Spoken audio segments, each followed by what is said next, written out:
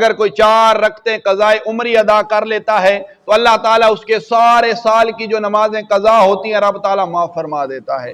تو ایسی بات نہیں، میں تمہاری توبہ کو بھی قبول فرماؤں گا، میں تمہارے گناہوں کو بھی معاف کر دوں گا، اور جو عمل کرو گے میں وہ قبول کر لوں گا۔ اس کا فضل اور اس کی رحمت وسیع ہے، چاہے تو ہمارا ایک جمعہ قبول کر لے، چاہے تو ہمارا ایک سجدہ قبول کر لے، چاہے تو ہمارا ایک قیام اور رکوع قبول کر لے۔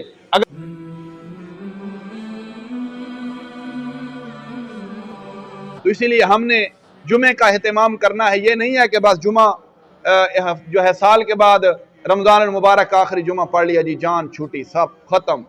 تو بعض لوگوں کے اندر یہ بات بھی مشہور ہے کہ رمضان المبارک کا آخری جمعہ پڑھ لینے سے باقی سارے سال کے جمعوں کا جو ہے وہ گناہ جو ہوتا ہے جو اللہ تعالیٰ کی طرف سے اس کے اوپر وعیدیں آئی ہیں وہ تمام کی تمام ختم ہو جاتی ہیں۔ تو یہ فقط جو ہے من گھڑت روایات کو بیان کیا گیا ہے، من گھڑت حدیثوں کو اپنا موضوع بنا کر بیان کیا گیا ہے، اس طرح کی کوئی حدیث مبارکہ نہیں ملتی۔ اور دوسری بات ہے قضائے عمری جو ہم کہتے ہیں، لوگوں کے اندر مشہور ہے نہیں قضائے عمری، ایک دوست ہم نے غالباً پرسوں بھی اس کی تھوڑی تفصیل بیان کی تھی۔ قضائے عمری کا جو معاملہ ہے وہ بھی مشہور ہے جی، جمعہ کے دن آخری جمعہ جمعۃ الوداع کے موقع پر اگر کوئی 4 رکعتیں قضائے عمری ادا کر لیتا ہے تو اللہ تعالیٰ اس کے سارے سال کی جو نمازیں قضا ہوتی ہیں رب تعالیٰ معاف فرما دیتا ہے۔ تو ایسی بات نہیں ہے، ہرگز ایسی بات نہیں ہے۔ اب خود سمجھدار ہیں کہ اگر کسی بندے نے کسی کا 1 لاکھ روپیہ دینا ہے، یہ پیچھے والی لائٹیں جلا دیں، اگر کسی بندے نے کسی کا 1 لاکھ روپیہ دینا ہے اور جس نے دینا ہے وہ جس کو دینا ہے اس کو کہے کہ یہ لو جی 1000 روپیہ تم رکھ لو، 99,000 جو ہے تم مجھے معاف کر دو، کیا کبھی ہو سکتا ہے ایسا؟ ہو سکتا ہے؟ نہیں ہو سکتا۔ یہ الگ بات ہے کہے کہ میرے پاس فی الحال 1000 روپیہ ہے یہ تم رکھ لو، 99,000 جو ہے پھر جب کبھی میرے پاس آئے گا یا میں تجھے قسطوں کے طور پر یا قسط میں تھوڑے تھوڑے کر کے یا اکٹھے جب میرے پاس آئیں گے میں دے دوں گا، یہ ایک الگ بات ہے۔ لیکن یہ کبھی نہیں ہو سکتا کہ 1 لاکھ کے عوض آپ 1000 روپے تھما کر پھر خوشی منائیں کہ ہم نے سارا قرضہ معاف کروا لیا ہے۔ تو اللہ تعالیٰ کے ہاں جو درجات ہیں، اللہ تبارک و تعالیٰ کے ہاں جو فضیلتیں اور مقام اور مراتب ہیں، یہ فرائض کو ادا کرنے کے بعد ہی حاصل ہو سکتے ہیں۔ جو قضا نمازیں پیچھے رہ گئی ہیں انہیں ہم ادا کریں گے۔ ادا کس طرح کریں گے؟ جو قضا ہیں انہیں ہم پڑھیں گے، ان کی ہم قضا کریں گے، اور قضا کرنے کے بعد ہی ہماری گردن سے جو یہ ٹھیک ہے کہ نہیں جی ہمارے اوپر ایک بوجھ سا بنا ہوا ہے جو ہمارے لیے وعیدیں آئی ہیں، ہم ان سے نجات پا سکتے ہیں، ہم ان سے چھٹکارا پا سکتے ہیں۔ اور ان کا بہترین حل جو ہے وہ یہ ہے کہ ہر نماز کے ساتھ ایک نماز قضا کرنا شروع کر دیں، ہر نماز کے ساتھ ایک نماز قضا کرنا شروع کر دیں۔ اندازہ لگائیں، تخمینہ لگائیں کہ میں نے پوری زندگی میں کتنی نمازیں قضا کی ہوں گی، کتنی نمازیں فجر کی رہ گئی، کتنی نمازیں ظہر کی رہ گئی، کتنی نمازیں عصر کی رہ گئی، کتنی نمازیں مغرب کی رہ گئی، کتنی نمازیں عشاء کی رہ گئی، وہ ساری کی ساری نمازیں کیلکولیٹ کریں اپنے پاس، کیلکولیٹ کر کے پھر ایک فہرست بنائیں اور اس کو جتنی نمازیں پڑھی جا چکی ہیں قضا کی جا چکی ہیں انہیں درمیان میں سے مائنس کرتے جائیں۔ بالآخر انسان ایک دن اس درجے کو پہنچے گا کہ اللہ تبارک و تعالیٰ کی توفیق اور مدد کے ساتھ کہ جتنی بھی قضا نمازیں ہو چکی ہوں گی اللہ تعالیٰ کی توفیق کے ساتھ وہ انسان تمام کی تمام قضا کر کے اللہ تبارک و تعالیٰ کی طرف سے اس خوشخبری اور اس انعام کا مستحق ٹھہرے گا۔ اسی لیے ہم نے اس طرح نماز قضا کرنی ہے۔ عورتوں کے اندر کئی باتیں مشہور ہیں، مردوں کے اندر کئی باتیں مشہور ہیں، طرح طرح کے لوگ صرف ایک مشہوری کے لیے بیٹھ کر جو ہے آج کل سوشل میڈیا پر آپ کو کئی باتیں گردش کرتی نظر آئیں گی۔ تو معتبر علماء کرام، معتبر مفسرین، معتبر محدثین اور معتبر جو ہے اللہ تعالیٰ کے نیک بندوں کی آپ سیرت کا مطالعہ کریں، ان کی طرف سے جو بیانات دیے گئے ہیں، ان کی طرف سے جو ٹھیک ہے کہ نہیں جی لکھی جا چکی ہیں تحریریں، ان کا مطالعہ کریں تو یقیناً آپ اس حد تک پہنچیں گے کہ اللہ تبارک و تعالیٰ نے ہمیں قرآن کے اندر، حدیث کے اندر کس چیز کے اوپر عمل کرنے کا حکم دیا ہے، کس چیز سے دور رہنے کا حکم دیا ہے، اور کیا چیز ہمارے لیے بہتر ہے، کیا چیز ہمارے لیے نقصان ہے۔ آج کے ملا اٹھ کر کھڑے ہو کر کچھ بھی کہہ دیں، ہم کہیں جی اس مولوی نے یہ کہا ہے تو ہم تو اسی پر عمل کریں گے۔ تو حدیث مبارکہ قرآن پاک کے اندر जिस जिस चीज़ का हुक्म आया है, हमें सल्फ सालेहीन से जो रास्ता और जो तरीका सिखाया और बताया गया है, अगर आज हम उस पर अमल करेंगे तो यकीनन हमारी ज़िंदगी संवर सकती है। अल्लाह तबारक व तआला की तरफ से हमें वो इनामात दिए जा सकते हैं जिनका अल्लाह तबारक व तआला ने हमसे वादा फरमाया है।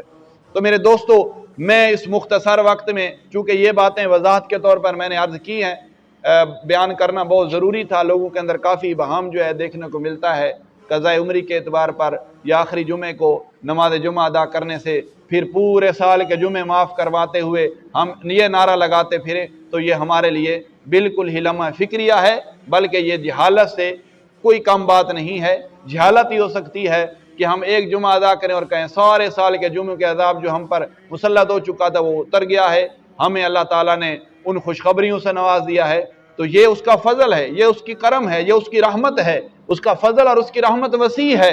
चाहे तो हमारा एक जुमा कबूल कर ले, चाहे तो हमारा एक सजदा कबूल कर ले, चाहे तो हमारा एक क़ियाम और रकू कबूल कर ले। अगर हम फकत इसी को फोकस करें कि अल्लाह का फजल है, नमाज नहीं पढ़ते जी अल्लाह का फजल है, हम उस पर यकीन रखते हैं, हमारा यकीन कामिल है, अपने फजल और रहमत से हमें जरूर माफ फरमाएगा, हमारे गुनाहों को बख्श देगा। लेकिन अगर हम अल्लाह की रास्ते की तरफ नहीं आएंगे, हम फकत यही बात अपने जहनों के अंदर बिठाए रखेंगे, तो ये भी कोई अक्लमंदी वाली बात नहीं है। मेरे ख्याल से वो अक्लमंद नहीं है। अल्लाह ताला की ज़ात ही तमाम को लोगों को रिज्क देने वाली है। वल्लाहु खैरुर राज़िकीन, ये हुक्म है कि अल्लाह का कि वल्लाहु खैरुर राज़िकीन, अल्लाह ताला बेहतरीन रिज्क अता फरमाने वाला है। अब इस आयत करीमा को हम पढ़कर, इसको सुन पर, इसको हम अमल करें और हाथ पे हाथ रख के हम बैठ जाएं, हाथ पे हाथ रख के बैठ जाएं कि अल्लाह की ज़ात रिज्क देगी, हमें हमारे घर तक भी पहुंचेगा।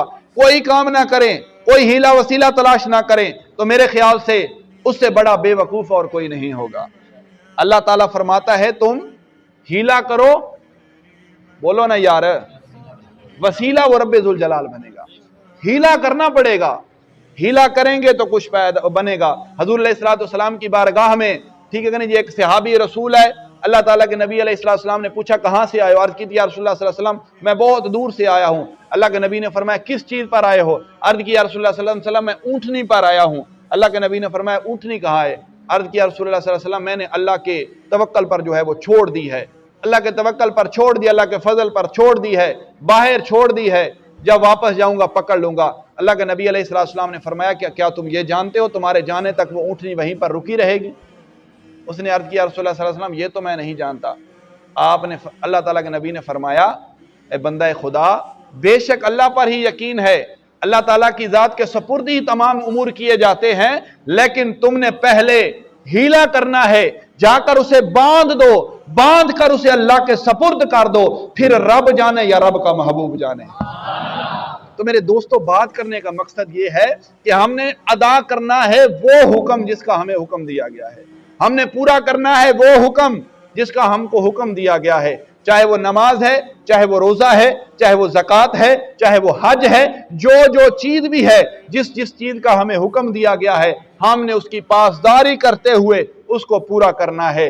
फिर हमने उसका जो मामला है वो रब ताला के सपुर्द करना है कि मालिक मौला हमने ये तेरे सपुर्द कर दिया है, अब तू जान, इसकी जजा जाने, और इसको जो हमें बेहतरीन जजा हमारी बनती है मालिक मौला अपने फजल और रहमत के साथ हमें अता फरमा देना। हजरत अबू बकर सिद्दीक रज़ी अल्लाह ताला अन्हु, आपके बारे में आता है ना कि आपके बारे में आता है हजरत अबू बकर सिद्दीक रज़ी अल्लाह ताला अन्हु जब भी कोई नेक काम करते थे ना, आप फरमाते थे अल्हम्दुलिल्लाह अल्हम्दुलिल्लाहि रब्बिल आलमीन, फिर पढ़ते थे अस्तगफिरुल्लाह अस्तगफिरुल्लाह अस्तगफिरुल्लाह। पूछा गया कि ऐ अबू बकर सिद्दीक ये क्या वजह है? ठीक है नेक काम किया है, अच्छा काम हुआ है, नेकी की है, उस पर अल्हम्दुलिल्लाह रब्बिल आलमीन कहना तो बनता है। इसका माना क्या है? तमाम तारीफें उस खालिक कायनात की है जो तमाम जहानों का मालिक और खालिक है, रब है।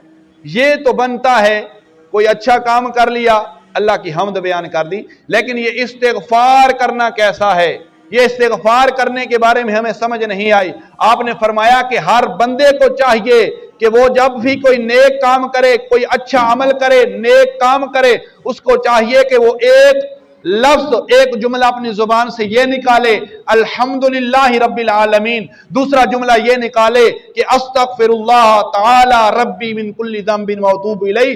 वो इस वजह से कि पहली रब ताला की तारीफ है, उसकी बड़ाई बयान की जा रही है। दूसरा ये इस्तिग़फ़ार करना इस बात पर है कि मालिक मौला, मेरा जो हक था, मुझसे जो हो सकता था मैंने कर दिया है, लेकिन मैं ये नहीं जानता कि मेरा अमल कबूल होगा या नहीं होगा। लेकिन मालिक मौला, तेरा ही हुक्म है, तुम मुझसे इस्तिग़फ़ार करो, मैं तुम्हारी तौबा को भी कबूल फरमाऊंगा, मैं तुम्हारे गुनाहों को भी माफ कर दूंगा, और जो अमल करोगे मैं वो कबूल कर लूंगा। हैं जी? तो इसीलिए आप फरमाते हैं कि अल्हम्दुलिल्लाह भी कहना है, इस्तिग़फ़ार भी पढ़ना है।